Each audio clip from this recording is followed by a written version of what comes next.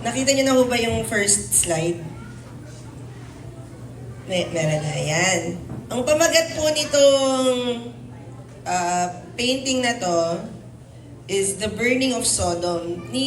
Tiningnan ko yung ano niya, yung history niya. Ngayon kasi 'di ba, online na lahat. Pag binisita niyo yung iba't ibang mga museo, depende kung saan yun. Pero usually, pag malaking museo siya, meron silang mga, anong tawag sa ganyan? Gallery. Online gallery.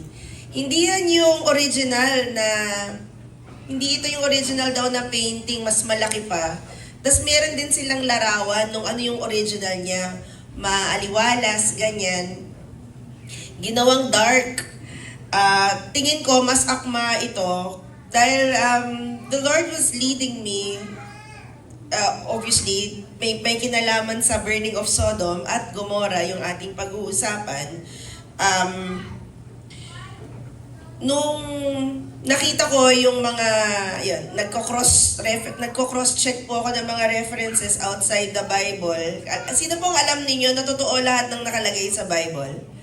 At pwede mo siyang i-cross-check sa iba pang mga resources. I'm talking archaeology, I'm talking history. Ibabangga ninyo at lilitaw yung katotohanan, yung veracity, yung truth na totoo talaga yung nakalagay sa Bible, kahit yung mga technical.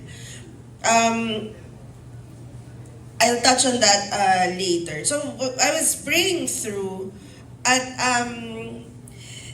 may mga pinakikinggan akong mga preaching, yun yung kinakausap na ako ng Lord nitong linggo at nung nakaraan pa, tungkol kay Lot's wife. Alam ba ninyo, na sa lahat ng babae, pati lalaki nga ata sa Biblia, si Jesus, parang 2 beses lang na nagsabi about remembering a person. Yung una, alam po natin yung woman with the alabaster jar.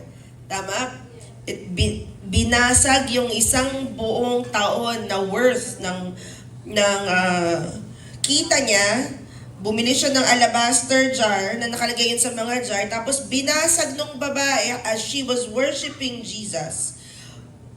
At sabi ng ibang tao, lalo na yung mga disciples, lalo na si Judas, what a waste. Pero sabi ni Jesus, what she has done, wherever the gospel will be preached, what she has done will be told in memory of her. Pero ito, yung isa pa. Sa lahat ng babae na hero sa Bible, o lalaki man, sabi ni Jesus, remember Lot's wife. Saglit lang si Lot's wife makikita sa Bible, pero bakit sa dami ng mga karakter sa Bible o sa history na nakarecord sa Biblia, si Jesus na mumukod-tangi, sinabi, remember Lot's wife. And we're gonna touch on those 2 accounts, yung sinabi ni Jesus at yung aktual na kwento sa Sodom at Gomorrah dito sa Genesis 19, 1-26. Ang nilagay ko po dito ay Tagalog. Okay na ba yung font, tatay? Mas malaki pa dapat. Okay. Pero, mas malaki na yan. Sa likod Sa likod hindi kita. Sorry po. Pero Genesis 19, 1-26. Magandang balita, Biblia. Tagalog ang aking pinanggagalingan ho dito. Matapos nun, we're gonna look at Luke 17. Let's go. Nang gabing dumating sa Sodoma ang 2 anghel, nakaupo si Lot sa may pintuan ng lungsod. Pagkakita sa kanila, ay tumayo si Lot at sinalubong sila. Nagpatira pa siya sa harapan ng mga anghel. Backstory, titingnan nyo na lang kung ano yung Genesis 16. Si Lot at saka si Abraham, kung nalalaman po ninyo, i-check nyo lang yung Genesis, magkasabay sila na umalis. Nung sinabi ni Abraham, umalis ka, umalis si Abraham, kasama niya si Lot. Dumami sila ng dumami, yung mga ari-arian nila, hindi na kaya ng lupa, kaya sabi ni Abraham, pili ka, saan mo gusto. Kung pupunta ka dito sa east, kung pupunta ka dyan, pupunta ako sa kabila. Pinili ni Lot yung area ng Sodom at Gomorrah, which is on the east side of the Dead Sea na ngayon. May mapa ako dyan mamaya para lang alam niyo. Si Abraham nandun sa west side ng Dead Sea. Si God dumating sa Genesis 18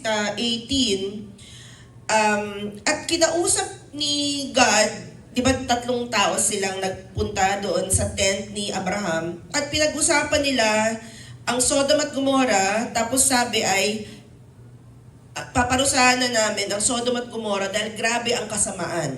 Sa Genesis 18, nag-intercede si Abraham. Naalala nyo, nagsimula sa 50. Paano kapag may 50? Hindi ko i-destroy ang Sodom at Gomorrah. Paano kung 45? Hindi ko i-destroy ang Sodom at Gomorrah. And there was a back and forth. Bumaba yung tawaran sa 10. Paano kapag 10, sabi ni Abraham? Sabi ni God, hindi. So, nagtapos sila doon. Pasok ang Genesis 19. Dalawa, doon sa nagpakita kay Abraham, nagpunta sa east side. Kuha niyo? So, galing dito sa west side of the Dead Sea, pumunta sila sa kabilang side kasi nandun si Lot. So, sinalubong sila ni Lot, nagpatira pa siya sa harapan ng anghel. Next, verse 2. Mga Ginoo, wika niya, inaanyayahan ko po kayo sa amin. Doon na kayo maghugas ng paa at magpalipas ng gabi. Bukas na ng umaga kayo magpatuloy ng paglalakbay. Ngunit sumagot sila, wag na, dito na lang kami sa lansangan magpapalipas ng gabi. Ngunit pinilit niya ang mga ito kaya sumama na rin sila sa kanya. Nagluto si Lot ng tinapay na walang pampaalsa, naghanda ng masarap na hapunan at kumain sila. So far, so good. Verse 4. Nang matutulog na sila, pinaligiran ng mga lalaking taga-Sodoma ang kanyang bahay. Lahat ng kalalakihan sa lungsod, bata at matanda, ay naroon. Pasigaw nilang tinanong si Lot, nasaan ang mga panauhin mong lalaki, ilabas mo at makikipagtalik kami sa kanila. So, homosexual relationship, tapos gang rape ang dating. Okay, it is what it is. Wicked nga evil nga Verse 6, lumabas si Lot at isinara ang pinto, sinabi niya sa mga tao, wag mga kaibigan, napakasama ng gagawin ninyong iyan. Ako'y may 2 anak na dalaga, sila na lang ang ibibigay ko sa inyo at gawin ninyo sa kanila ang gusto ninyo, wag lamang ninyong galawin ang mga lalaking ito. Mga panauhin ko sila at dapat ko silang ingatan. Verse 9, ngunit sumigaw sila, wag kang makialam, dayuhan. Sino ka magtuturo sa amin ng aming gagawin? Tumabi ka kung ayaw mong masaktan ng higit kaysa kanila. Itinulak nila si Lot at tinangkang wasakin ang pinto. Verse 10, ngunit hinaltak siya ng kanyang mga panauhin at isinara ang pinto. Pagkatapos, binulag nila ang mga tao sa labas kaya't hindi makita ng mga ito ang pinto. Verse 12, sinabi ng 2 panauhin kay Lot, magmadali ka, isama mong lahat ang iyong mga anak at iba pang kamag-anak na nakatira sa lungsod na ito, umalis na kayo rito sapagkat gugunawin na namin ang lungsod na ito. Pinakinggan ni Yahweh ang mabibigat na sumbong laban sa mga taga-Sodoma at pinapunta kami ni Yahweh upang wasakin ang lungsod na ito. Kaya't pinuntahan ni Lot ang mga mapapangasawa ng kanyang mga anak na babae at sinabi sa kanila, umalis na kayo agad sapagkat wawasakin ni Yahweh ang lungsod na ito. Ngunit akala nila'y nagbibiro lamang si Lot. Nang magbubukang liwayway na, inapura ng mga anghel si Lot. Magmadali ka, umalis na kayo ng iyong asawa at mga anak nang hindi kayo madamay sa pagkawasak ng lungsod. Nag-aatubili pa si Lot. He was hesitating. Ngunit sa habag ni Yahweh, halos kaladkarin na sila ng mga lalaki palabas ng lungsod. Pagkatapos, isa sa mga anghel ay nagsabi, iligtas ninyo ang inyong sarili, huwag kayong lilingon o hihinto sa libis. Magtago kayo sa kaburulan para hindi kayo mamatay. Ngunit sumagot si Lot, huwag na puron, Ginoo, napakalaki na ng utang na loob ko sa inyo. Napakabuti ninyo at iniligtas ninyo ako, ngunit napakalayo ng mga kaburulan. Baka hindi na ako makarating doon ng buhay. Hindi ba maaaring doon na lamang sa maliit na bayang yon? Oo, sige, doon na kayo magpunta at hindi ko wawasakin ang bayang yon. Ngunit magmadali kayo, hindi ko may tutuloy ang gagawin ko hanggat wala kayo ron. Maliit ang bayang iyon, kaya ito'y tinawag na Zoar. Mataas na ang araw nang makarating si Lot sa Zoar, saka pa lamang pinaulanan ni Yahweh ang apoy at asupre, ang Sodoma at Gomora. Tinupok ni Yahweh ang mga lungsod na iyon at ang buong libis, lahat ng mamamayan doon, pati ang mga pananim. Ngunit lumingon ang asawa ni Lot, kaya't ito'y naging isang haliging asin. At sinabi ito ni Jesus, sasabihin ko muna pala yung nakalagay sa Amplified Bible kasi ito yung magiging basehan nung discussion natin ngayon. Sabi sa verse 26 ng Genesis 19, "But Lot's wife from behind him," behind Lot, "foolishly, longingly, looked back at Sodom in an act of disobedience, and she became a pillar of salt." Ito yung sinasabi ni Jesus sa Luke 17:32-33. "Alalahanin ninyo ang asawa ni Lot. Ang sino mang magsikap na iligtas ang kanyang buhay ay mawawalan nito. Ngunit ang sino mang mawalan ng kanyang buhay ay siyang makakapagligtas nito." Ang ating pong pag-uusapan ngayon ay pinamagatan po nating huwag kang lumingon or don't look back. Let us pray. God, I'm just so in awe of you. You know me. You know me, God. But Lord, you've called me to speak and I will speak. You are my refuge. You make me brave. And so God, be glorified. In Jesus' name. Amen. You must, para lang sabihin ko lang po sa inyo din ang context ko na sabi ko sa I am very vulnerable, especially to PKD, lalo na sa mga ganitong usapan. I really don't feel, special to speak about this. But do you know that God is not looking for extraordinary people. He is just looking for people who are available kasi He is the one who will do the extraordinary thing. Amen? So kahit na sinong gusto niyang gamitin, pwede niyang gamitin. Kaya, huwag kang lumingon. Ito yung kailangang, actually, wala namang command na specific na huwag kang lilingon. Pero ang sabi, magmadali kayo, don't look back, magtuloy-tuloy. So ano ba ang mayroon dito? Kasi nga command ni Jesus, di ba? Remember Lot's wife. Ano ba ang nangyari dito kay Lot's wife at nagkaroon siya ng ganitong klaseng kaparusahan, and the Lord allowed it. The Lord put judgment as a reminder to us na many years after, Jesus would go back to that time and say, remember Lot's wife. They were not supposed to remain in Sodom. Itong sitwasyon na to, itong change, itong transition. Sino dito dumadaan sa mga pagbabago sa buhay?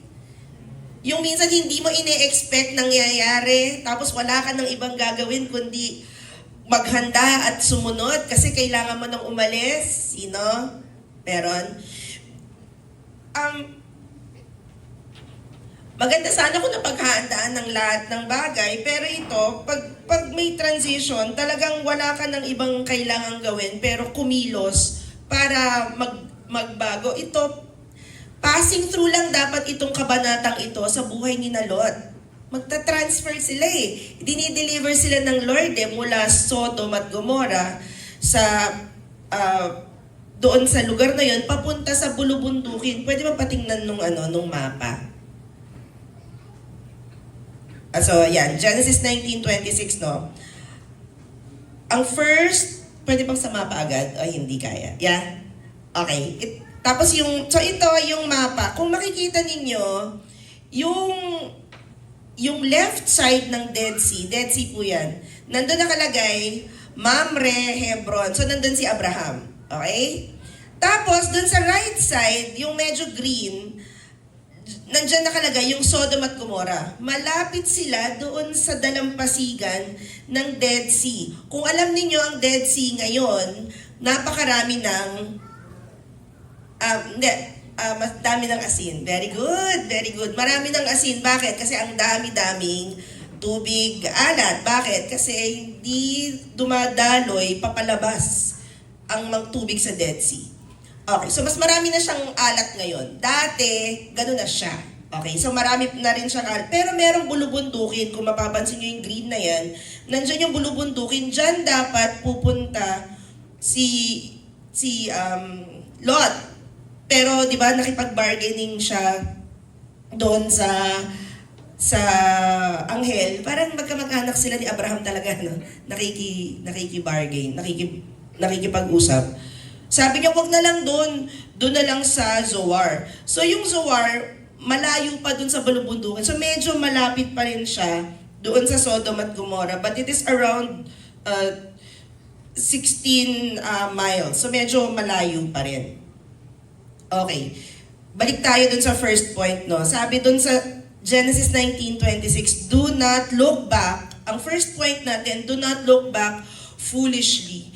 Yung ginawa ni Lot's wife, para sa akin, and I'd like to share it with you, parang paano ba nangyayari na ang isang kabanata sa buhay mo ay magiging forever na?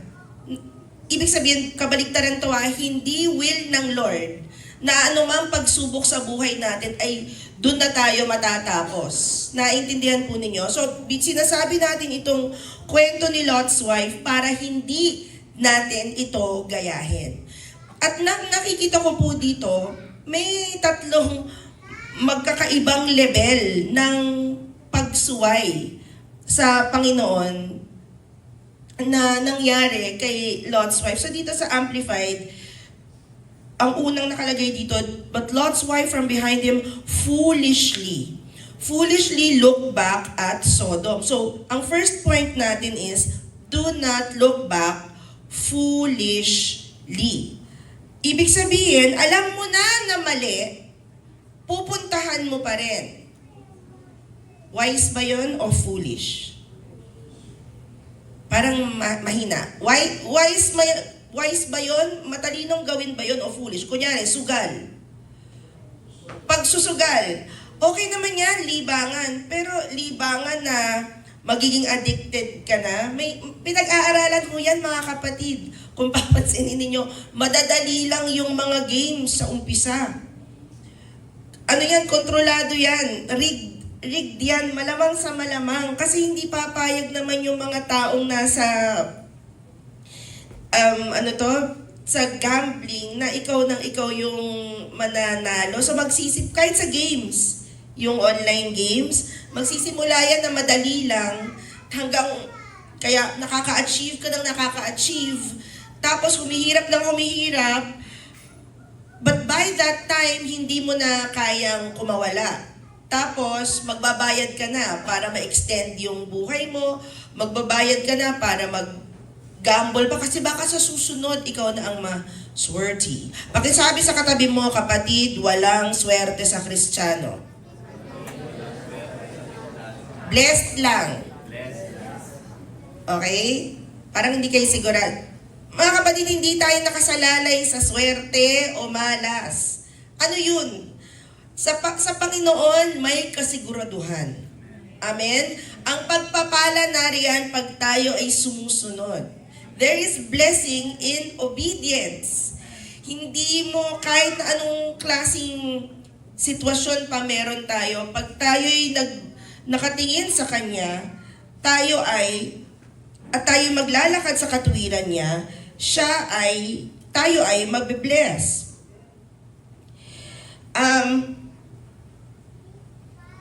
Yan. So,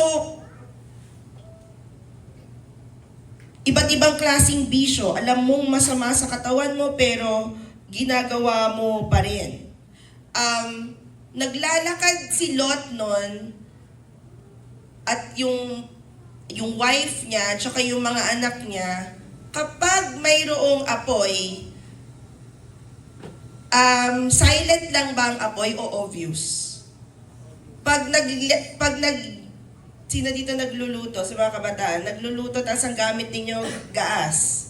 O kaya panggatong. tinuruan ako ng nanay ko na magluto na ang gamit ko panggatong lang. Yung uling tapos scratch paper. Ang galing kong magsalangsang ng mga bagay nun. Kasi, tapos papaypayan. Okay, o kaya bubugahan ng tubo. Ganyan. Pero di ba ang apoy, obvious yan. Naaamoy yan, nakikita yan, naririnig nga yan eh, di ba? Narinig nyo na bang pumutok yung apoy, yung baga? Obvious na obvious pag may apoy. Alam na ni Lot at ng wife ni Lot na mayroong nangyayari sa likuran nila. Obvious yun, and yet, si Lot, yung wife ni Lot, she looked back. Yung mga nakasanayan natin din, maaring hindi na rin yun yung akma sa panahon natin. Kinakailangan, what are we trying to say here? Pag sinusundan natin si Lord palaging may ginagawang bago. Amen? Naalala ko dati, ang paraan na kung paano ako nag-share ng gospel ay tracks lang. Nung naging doktor ako, naisip ko, pwede pala akong mag-pray. So, ang ginagawa kong entrada, lalo sa mga pasyente, pag mag-share ng gospel, ay pinagpe-pray ko muna. Tip mga kapatid, kapag tayo pupunta sa mga may sakit, mas malimit sa hindi, parang madalang, kahit anong klaseng faith pa yan, makakapasok ka kapag nag-offer ka ng prayer. Parang one time lang akong nireject ng, pwede po kayo mag-pray, ayoko.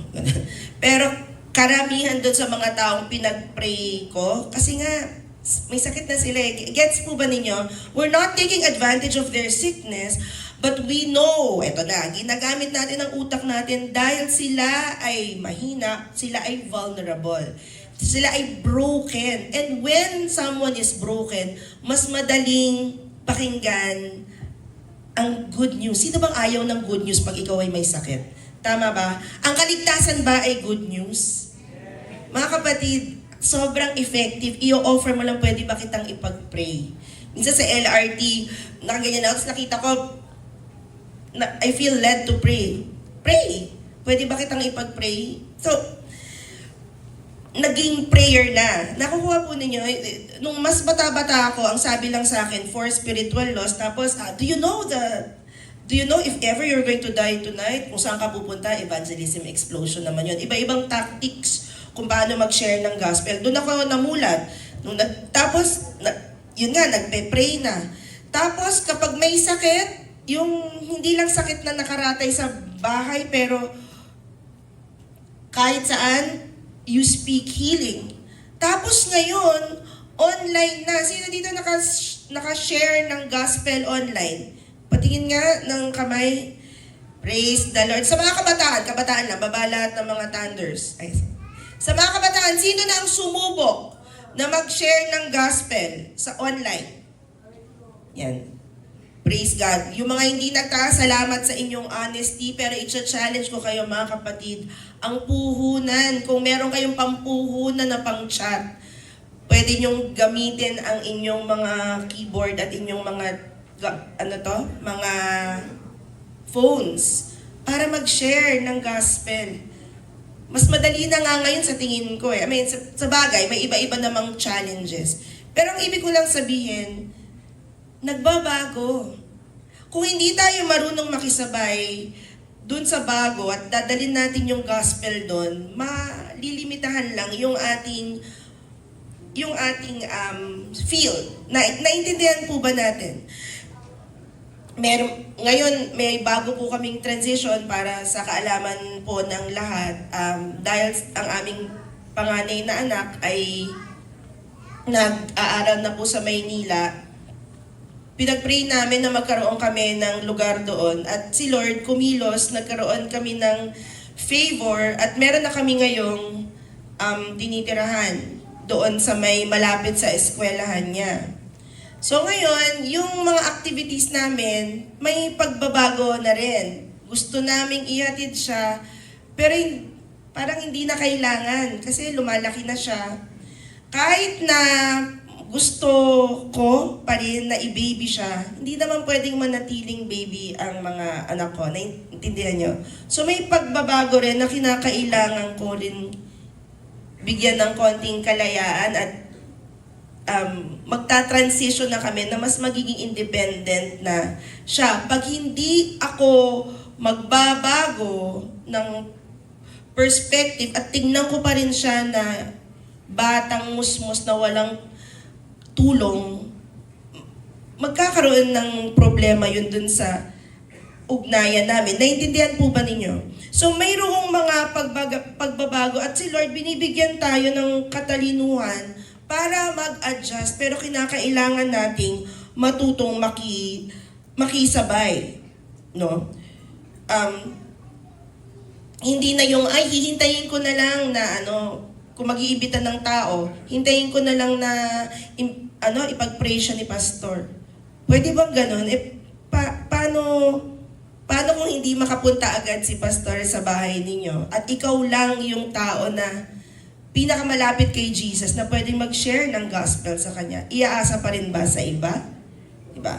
Kinakailangan magbago din tayo. We are called to be ambassadors. Hindi lang sa isang tao o sa isang grupo ng tao lang ang pagkilos ng gospel.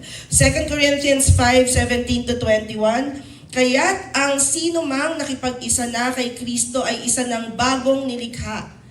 Ang mga lumang bagay ay lumipas, masdan ninyo ang lahat ay naging bago. Lahat ng ito ay mula sa Diyos. At sa pamamagitan ni Kristo ay pinagkasundo tayo ng Diyos sa kanyang sarili at siyang nagbigay sa amin ng paglilingkod tungkol sa pakikipagsundo. Sa makatuwid ang Diyos ay na kay Kristo na ipinagkakasundong sanlibutan sa kanyang sarili at hindi ibinibilang sa mga tao ang kanilang mga pagkakasala. Ipinagkatiwala niya sa amin ang mensahe ng pakikipagsundo. Kaya nga kami ay mga sugo para kay Kristo na parang ang Diyos mismo ang nakikiusap sa pamamagitan namin. Nakikiusap kami sa inyo alang-alang kay Kristo, makipagkasundo kayo sa Diyos. Itinuring niyang nagkasala siya na hindi nakaranas ng kasalanan upang sa pamamagitan niya tayo ituring na matuwid sa harapan ng Diyos. Itong message na ito about reconciliation, na sabi ni Pablo, siya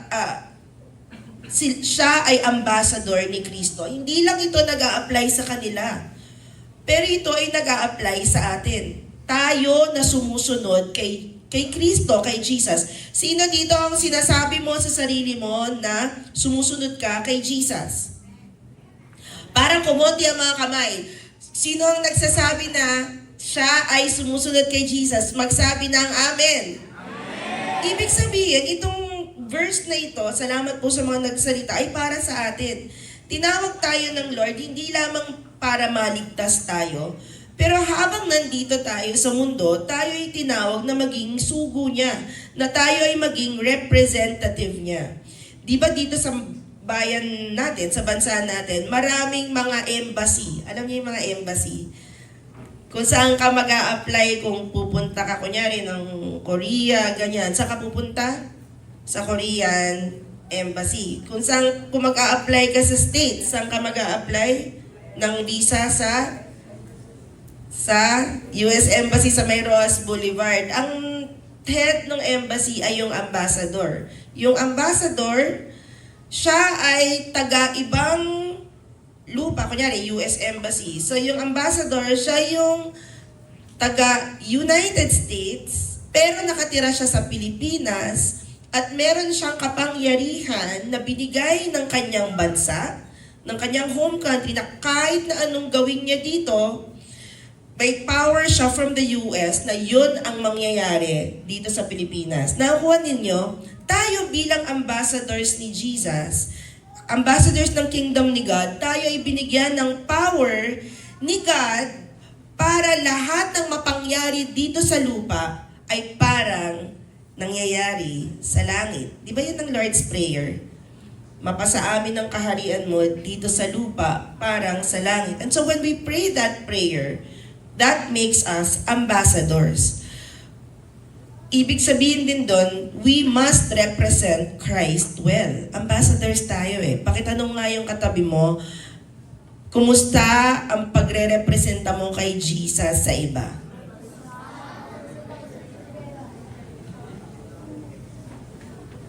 So kahit na dumadaan tayo sa kahit na anong pagsubok, ang panawagan ng Lord is that we move forward.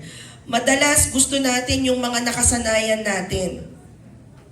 Siyempre, kasi tayo ay mga human beings. Lagi nating gusto yung malagay sa tahimik. Yung laging okay lang lahat, normal lang lahat. Pero paano kapag may tinutulak na si Lord na pagbabago sa buhay natin?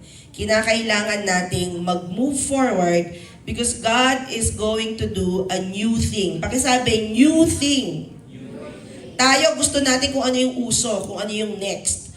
But God is into making new things. Number 2, do not look back. So una, foolishly. Ito, longingly. Do not look back longingly. Sabi ulit sa Genesis 19:26, but Lot's wife from behind him foolishly, longingly looked back at Sodom, and she became a pillar of salt. So hindi lang yung foolishly, yung alam mo ngang mali, ito nag-worsen pa kasi nagkaroon siya ng pagnanasa. Si Lot nagkaroon ng matagal na panahon din si Lot na nagstay doon sa Sodom at Gomorrah. At malamang sa malamang, kung hindi taga-Sodom mismo yung babae, kasama na ni Lot yung wife niya nung nagpunta sila at nanirahan sa Sodom. So, maaring marami siyang naisip na mga bagay na iniwan niya doon. Pero tingnan ninyo, actually dalawa sila ni Lot na nag-hesitate eh. Pero ang difference, si Lot nagpakaladkad sa kamay ng angel. Tingnan natin ulit sa Genesis 19:16 to 17. Nag-aatubili pa si Lot. Ngunit sa habag ni Yahweh, halos kalad ka rin na sila ng mga lalaki. Palabas ng lungsod, pagkatapos isa sa mga anghel ay nagsabi, iligtas ninyo ang inyong sarili, huwag kayong lilingon o hihinto sa libis, magtago kayo sa kaburulan para hindi kayo mamatay. So nag-hesitate si Lot, yan, nag-aatubili siya. Okay? Nag-hesitate siya. Pero hinawakan siya sa kamay. Pansinin ninyo, pati, actually sa English nakalagay yun eh, yung angel, parang hindi clear dito, no? Sabi dito, halos kalad ka rin na sila ng mga lalaki. Sa English nakalagay, yung angel daw, kinuha sa kamay si Lot, yung asawa, at yung dalawang anak na babae, at saka sila nilabas. Okay. Alam niyo, may mga pagkakataon sa buhay natin na ang lapit-lapit na natin sa peligro, pero si God nariyan para i-rescue tayo. Amen? Sino sa inyo yung alam niyo yung muntik na? Ako mga 2 beses. Yung pinakahuli ko, papunta ng worship sa HOP, ilang buwan na yun? Mga 1 buwan ang nakakaraan. Sanay po akong magmotor. So it was an ordinary Saturday. Yung worship team na sa HOP na, sabi ko, sorry na, late lang ng konti, papunta na. So nag-book po ako ng ride. Tapos yung pantalon ko, yung scrub pants ko lang, hindi ko na masyado kasing ginagamit. So, yun ang ginamit kong panglabas. Yung motor, marami siyang daladalang parcels. Tapos parang sinama na lang niya ako. So hindi ko yun pinansin kasi okay lang naman. Pero dumaan siya sa madulas na gutter. So, para kaming slow motion na gumanyan. As in, nahulog ako. Buti na lang po, kanyo, hindi mabilis yung daloy ng mga sasakyan sa tabi namin. Kasi yung ulo ko, tumapat doon sa gulong nung jeep. Oo, ganon. Kung nangyari pala na mabilis ang pangyayari, baka nasa langit na po ako ngayon for real. Yan. Pero nandun ang Lord eh. Walang kaba. Parang slow motion. Tapos ang nangyari lang po sa akin ay galos. Praise the Lord pa rin. He was there to rescue. You know, walang broken bones, broken fats. Broken fats and muscles lang. Pero okay na after like 2-3 days. Sino dito alam ninyo na defender niyo ang Lord? Si Lord ay nagpo-protect. Amen? Hindi hahayaan ng Lord na ikaw ay mapunta sa peligro. Sabi sa Romans 8, hindi ko na po nilagay dito sa verse 28, who can separate us from the love of God? Diba? Ang daming nakalagay doon, walang demonyo, walang langit, walang lupa ang makakapaghiwalay sa atin. Alam niyo kung anong pwedeng makapaghiwalay sa atin sa Lord? Pag tayo na mismo yung nagdesisyon na umalis. Pero as far as God is concerned, walang makakapaghiwalay sa atin sa pag-ibig niya. Amen. At yun ang nangyari kay Lot's wife. Parang nakalimutan na niya lahat ng yun, yung deliverance na nangyayari sa kanila, and she looked back longingly. May kanta sa bata, yung "Oh, be careful little eyes what you see." No, be careful what you see, kasi kapag minsan mo lang tiningnan yan, aksidente yun. Pero kapag naglinger ka, tinitigan mo, kasalanan na yun. Naintindihan po ba ninyo? Hindi mo dapat tingnan, kunyari, pornography, nag-pop up sa ninyo, sa pwedeng cellphone, pwedeng sa tablet ninyo, yung may iba kayong ginagawa, nag-pop up. Nakita mo, mga kabataan, this is real kasi ito, Satan is the prince of the power of the air. Ginagamit niya yung kapangyarihan niya para manlinglang at mangakit. Kaya mag-iingat kayo kasi hindi pwedeng hindi ninyo ito alam. Pag aksidente, look away. Kasi the moment you linger, pag nagtagal ang tingin mo, malalagyan ka na ng mapapasahan ka na ng kaaway, kasalanan na yun. There is grace, yes. God's power is more powerful than Satan's. Pero, pag hinahayaan mo ang sarili mo na magpaakit, ibang usapan na yun. So, do not look back with longing. Ano yung mga kasalanan ninyo na sinuko nyo na sa Lord? Ano yung mga bad stuff na isinuko nyo na sa Lord? Yan yung kinakalimutan na habang naglalakad kayo ng papalapit kasama ang Lord. So don't look back. Huwag nyo nang paghinayangan. Amen? Amen? Panghihinayangan nyo pa ba ang bisyo kung ang daming ibang benepisyo na ginagawa ng pagsunod sa Lord at pagtalikod sa kasalanan. So, do not look back with longing. Yan. Kapag hinahatak na ng Lord ang kamay natin, sumunod na tayo. Amen? Pakisabi sa katabi mo, susunod ka in Jesus' name. Amen. And lastly, number 3, do not look back deliberately. Actually, ang nakalagay dito sa Genesis 19:26, Lot's wife looked back at Sodom, sabi sa Amplified Bible, in an act of disobedience. And she became a pillar of salt. Tingnan po ninyo ito. Si Lot's wife, nandun siya sa likod ni Lot. Okay? Nagsimula po silang maglakad. Ang nakalagay dun sa binasa natin sa Genesis 19, madaling araw. Okay? Tapos sabi nung anghel, pumunta na kayo sa bulubundukin or sa bundok. Sabi ni Lot, masyadong malayo, baka ho ikamatay ko. Pwede ho ba dito na lang?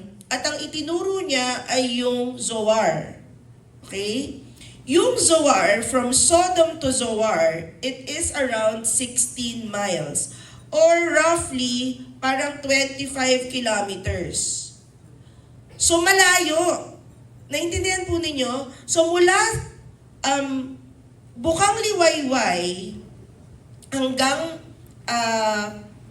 Zoar, it's roughly around 1 fortnight and 1 whole day. Kaya maiintindihan mo yung nakalagay dito sa Genesis 19, by the time they reached Zoar, okay, so medyo matagal na panahon na naglalakad sila. Doon pa lang nagpaulan ng burning sulfur at yung asupre, yung brimstone, doon pa lang nangyari. Ibig sabihin, si Lot's wife, yung asawa ni Lot, ilang oras na ring naglalakad at sumusunod. Ilang oras na, ibig sabihin sila, na sumusunod doon sa command ng Lord. And by the time they reached the other place, bago siya nakapasok doon, that was the moment that Lot's wife turned back. Ibig sabihin, marami ng chance. Andun na siya eh. Hindi ito yung biglaan. Nung una ko to kasi binabasa, nung bata-bata, parang, ang harsh. Ang harsh, kasi yung iniisip ko, nung lumabas sila ng Sodom, doon nagsimula yung ulan. Pero ang sabi nga, doon sa Bible, nakalagay naman eh, by the time they reached Zoar, doon nagpaulan. Ibig sabihin, nag-travel muna sila ng 16 miles or roughly 25 kilometers bago sila nakaabot ng Zoar, and that was the only time na umulan ng asupre at burning coals, brimstone. And that was the time that she looked back. So, Lot's wife looked back foolishly, hindi siya nag-iisip. Bukod doon, she looked back longingly. Alam, may command eh. At sumusunod na siya eh. Pero biglang yung puso niya, dahil hindi fully surrendered, obviously, she looked back and deliberately, it was an act of disobedience because we find from the scripture text, may command. So, hinawakan ka na ng anghel, nilabas ka na, naglakad kayo kasama yung anghel. Siya, si Lot's wife, sumusunod kay Lot. It was, kumbaga sa bantay, gwardyado ka na eh. Ang gagawin mo na lang sumunod. Pero siya hindi. At si Lot's wife, naging asin. Right now, if you look at the shores of the Dead Sea, ang dami-daming mga rock, mga salt formations. Hindi natin alam kung paano nangyari, pero sigurado, mula doon sa scripture, mabilisang nangyari ito. Hindi man siya sinunog ng apoy, yung si Lot's wife, namatay siya, and she became stuck. As in, literal, na-stuck na siya doon sa lugar na yon kasi doon na siya namatay. At yung pillar of salt, yun na yung naging kabaong niya. What was meant to be just a passing through phase became permanent dahil yung wife ni Lot looked back. Dahil foolishly, hindi siya nag-iisip. Obvious naman na dito siya dinadala ng Lord. Longingly, kasi past niya na yun, pero gusto pa rin niyang bumalik. And deliberately, kasi may command, hindi siya sumunod. God is gracious, and He is doing a new thing. And for every new thing, like right now, listen church, so blessed ka Manava, itong numbers natin ito, may pangako ang Lord na mas matindi pa. Kaya tayo naghahanda, kaya tayo nagtitrain, kaya tayo nagiging mahusay, nagpapakahusay Because we have never been this way before. Do you understand? Yung pagiging intentional sa discipleship kasi naghahangad tayo na to the ends of the earth, and kung ano man yung ibibigay ng Lord sa atin, aalagaan natin ng mahusay, magpapakarami tayo until He comes again. Yung ganong klaseng faithfulness, yung ganong klaseng pagiging intentional, mga kapatid, we haven't been this way before. And so we need to keep on moving. Kung ano yung pinapagawa ng Lord, kung saan niya tayo dinadala. So paano natin gagawin yan? Eto na, mabilis na lang. Number 1, look ahead. Huwag tayong mananatiling nakatingin sa kung ano yung nakalipas. So kung ano yung kalagayan mo ngayon, parang wala naman nangyayari. Pero naglalakad ka eh. So may mangyayari dyan. Pakisabi sa katabi mo, may mangyayari in Jesus' name. And so we look ahead. Hebrews 12:1, kaya nga dahil napapalibutan tayo ng ganoon karaming mga saksi, iwaksi natin ang bawat bagay na nagpapabigat sa atin at ang kasalanang mahigpit na pumipigil sa atin at takbuhin nating may pagtitiyaga ang takbuhing inilagay sa ating harapan. Look ahead. Mahirap mag-look ahead kapag marami kang pasanin. Ang hirap mag-look ahead towards what God is doing. So you need to let go. So when you look ahead, bawas ng mga pasanin yung hindi kailangan. Number 2, importante, look unto Jesus. So we don't look back, we look forward by looking ahead. Look unto Jesus. Sa Hebrews 12:2 naman, ituon, ipako, iset natin kay Jesus ang ating paningin sa Kanya na nagtatag at nagpasakdal ng ating pananampalataya dahil sa kagalakang inilagay sa Kanyang harapan ay tiniis niya ang krus, ipinagwalang bahala niya ang kahihiyan nito at na kayo'y nakaupo sa kanan ng trono ng Diyos. Let us fix our eyes on Jesus. He is author and perfecter of our faith. Kung feeling mo, marami pang kailangan ayusin sa buhay mo, praise God, tayong lahat yon. Pero si Lord ang nagpo-perfect sa atin. Amen? Palakpakan natin ang Panginoon. Hallelujah! Thank you, Lord! Thank you, God! Hallelujah! Si Lord ang nagpo-perfect sa atin. Amen? Siya ang nag-aayos. At siya ang nagpasimula sa atin. At yung pangatlo na gagawin, imbis na mag-look back, tayo ay maglakad. Homiletics. LLL.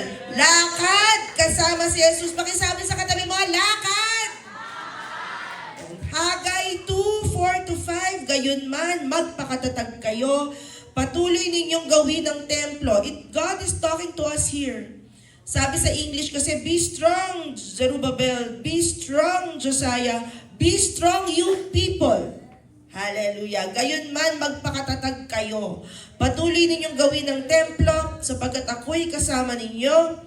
The temple right now, tayo yon, di ba? We are the temple of the Holy Spirit. I-work out ng Lord ang mga buhay natin. Magpakatatag daw tayo. Bakit? Kasama natin ng Diyos. Nang palayain ko kayo sa Ehipto, yung mga spiritual Egypt natin, yung bondage, aking ipinangakong palagi ko kayong papatnubayan. Promise ng Lord yan. Hanggang ngayon nga'y kasama ninyo ako, kaya't pakisabi, wala kayong dapat ikatakot. Pakisabi sa katabi mo, wala kang dapat ikatakot.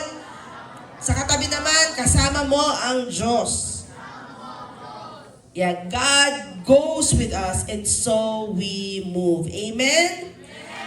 Hallelujah. Palakpakan po natin ang Panginoon. God, we love you. And at this point,